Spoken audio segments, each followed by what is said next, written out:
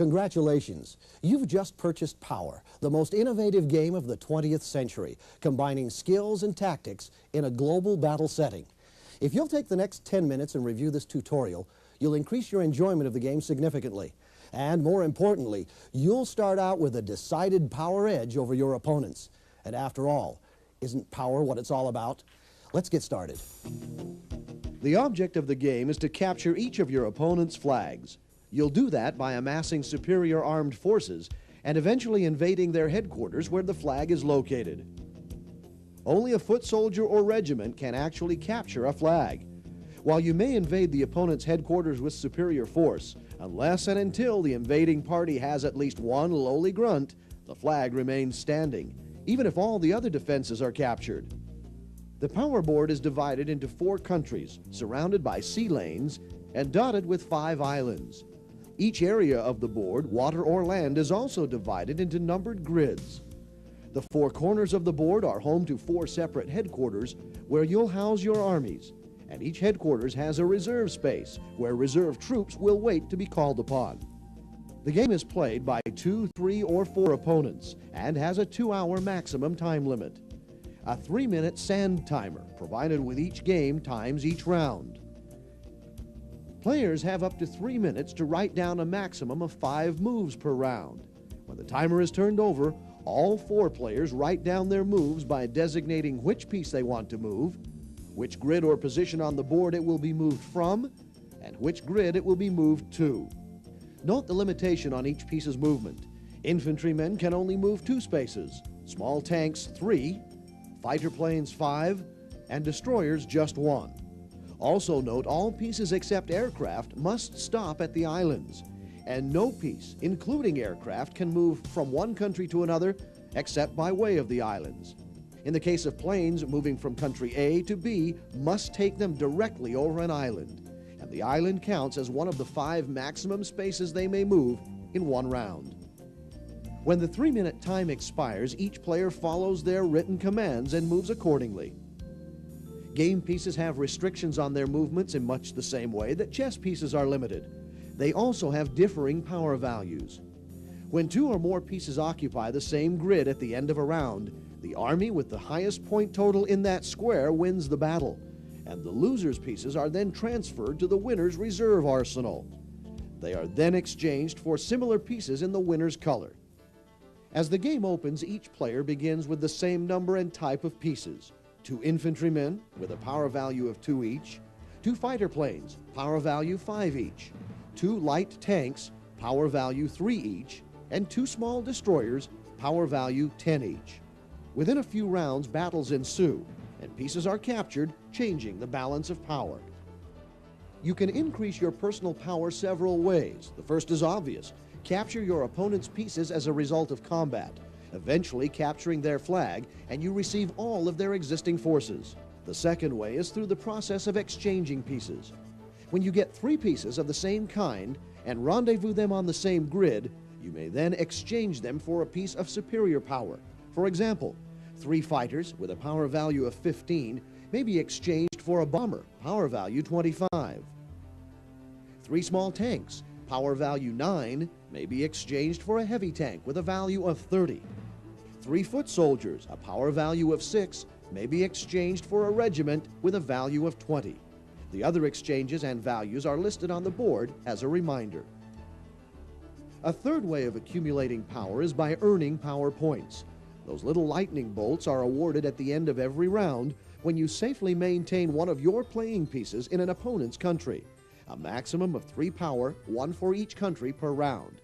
In this case, for example, Red has pieces safely in 2 countries, so Red picks up 2 power points.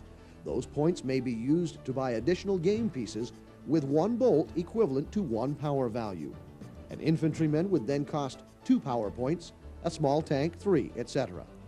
Power points need not be used immediately. They can be saved for future exchanges.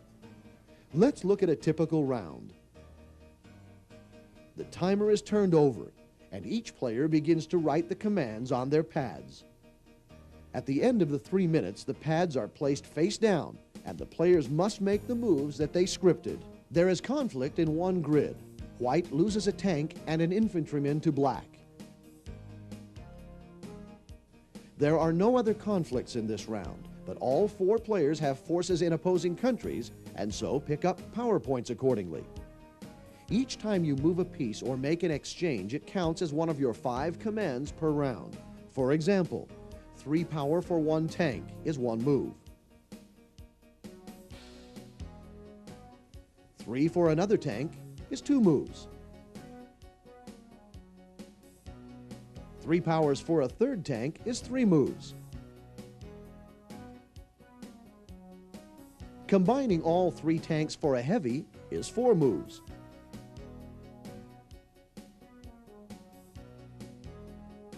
And a heavy from reserve to headquarters counts as the 5th move. No pieces may be moved from reserve to headquarters and then on to the battlefield in the same round.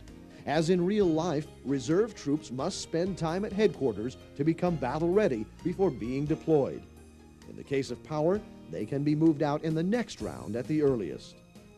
Well, that's a crash course in how the game of power is played. There's also a 2- and 3-person version, so check the printed rules enclosed for the variations for that game. If you've made it this far through the tutorial, you're probably ready to begin playing, so have at it. If, however, you'd like to spend just a few more minutes with us, check out Section 2 of this tape. It deals with tips, tactics, and warnings, and it gives you just a little bit more insight into the game of power. If not, enjoy the next couple of hours and view Section 2 when the need arises. Until then, let the game begin. Tactic number 1 deals with options. While you may make up to 5 commands in a single round, you need not use all 5. There may be times when your players are positioned such that a single move is advantageous to you. Also, while each piece has a maximum number of grids it may travel, it is not necessary to use that maximum. Don't be predictable, and remember, the rules of power only require you to make at least 1 move per round. Tip number 2 concerns a phenomenon known as a bounce. When opposing forces of equal value occupy the same grid at the end of a round, it's a stalemate. The pieces are then bounced back to their original grids. Usually there's no consequence, but sometimes another piece of greater value has moved into the grid of origin, and then the bounced piece can be captured by the stronger piece. Tip number 3 deals with the Mega Missile. The Mega Missile costs 100 power units to acquire. It may be used only once and targeted to any sector of the board, including reserve or even your own headquarters, to destroy an invading force. It destroys everything in the sector it hits except a flag. The Mega sounds like a great weapon, but closer scrutiny reveals its high price tag, one-time use, and lack of any defensive power value makes it a weapon of great discretion. A smart player will use the Mega sparingly. Tip number 4 is a caution. It's very risky to move your pieces out of range. That is, within 2 moves of defending your flag. Remember, destroyers and cruisers can only move 1 sector per round. So if you get them too far from headquarters, you could be placing your flag in danger.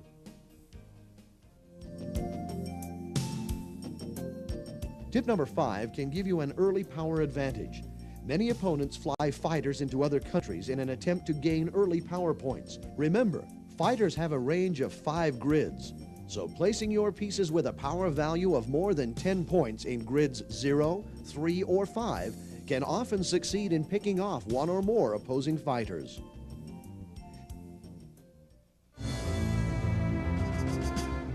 Tip number 6 is an essential skill. Know your kill squares. Grids 4, 6, 7, and 8. These grids are within the striking distance of your infantry, which are limited to a maximum of 2 grids per round, but are the only pieces capable of capturing an opponent's flag. Positioning these pieces in the kill squares is the first step to the fall of an opposing headquarters. Tip number 7 sounds simple, but is often overlooked. Defend your flag. In the excitement of attacking an opponent, don't forget to leave enough strength at home to repel another force. A common mistake is to leave less than 25 power value at home when an opponent has a bomber with a value of 25 within range. Tip number 8, likewise, is often overlooked. Know the power value of your attacking force. It's easy to lose count of all your pieces, but a miscalculation of just one power value can be disastrous. Tip number 9 is the nuisance approach. One infantryman used wisely can be a nuisance to an opponent and a threat to his or her flag. As the only piece that can capture a flag, the whereabouts of infantry should always be paid close attention. Tip 10 should be employed whenever the urge arises. Ask to inspect an opponent's command pad occasionally to ensure that all moves are being properly listed. We're not suggesting anyone would cheat, but power does have a tendency to corrupt.